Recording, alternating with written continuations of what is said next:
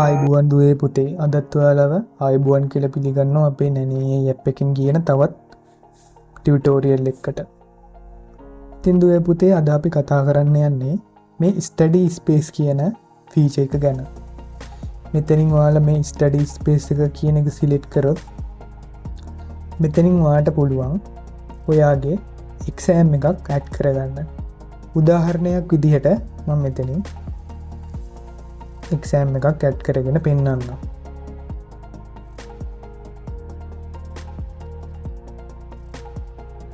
මේක මේ විදිහට ඔයා ඇඩ් කරපුවාම ඔයාගේ කැලෙන්ඩරේ මෙන්න මේ විදිහට ටර්ම් ටෙස්ට් එක තියෙනවා. මෙන්න මේ වගේ අපි ආයෙත් හෝම් ස්ක්‍රීන් එකට ගියපුවාම ඔයාට ටර්ම් ටෙස්ට් එකට තව එක දවසයි තියෙන්නේ කියලා පෙන්වනවා.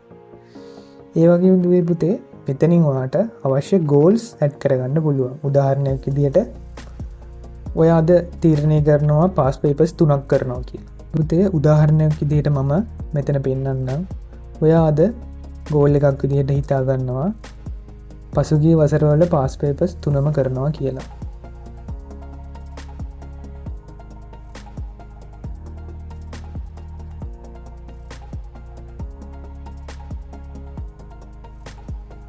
මෙන්න මේ වගේ ඔයාට අවශ්‍ය ගෝල් එක ඔයාගේ ඇප් එකේ සටහන් කරලා තියාගන්න පුළුවන්.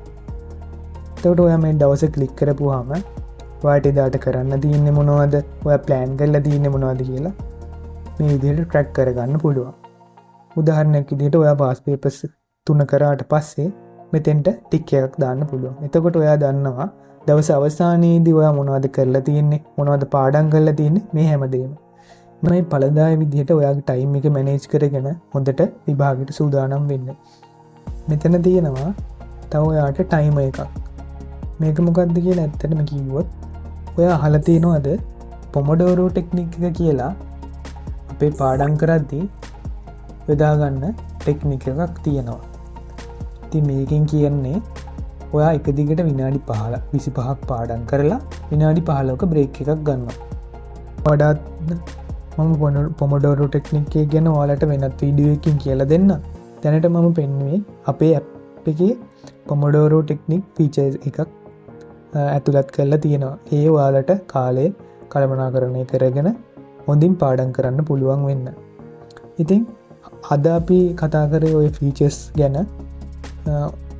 ඔයාලට ප්‍රශ්නයක් මොන හරි තියෙනවා නම් කමෙන්ට් එකක් දාන්න. ඒ වගේම මං හිතනවා ඔයාලට පාඩම් කරන්න මේ ඇප් එක ලොකු උදව්වක් වෙයි කියලා. අපි ඊළඟ වීඩියෝ එකෙන් හමු වෙමු.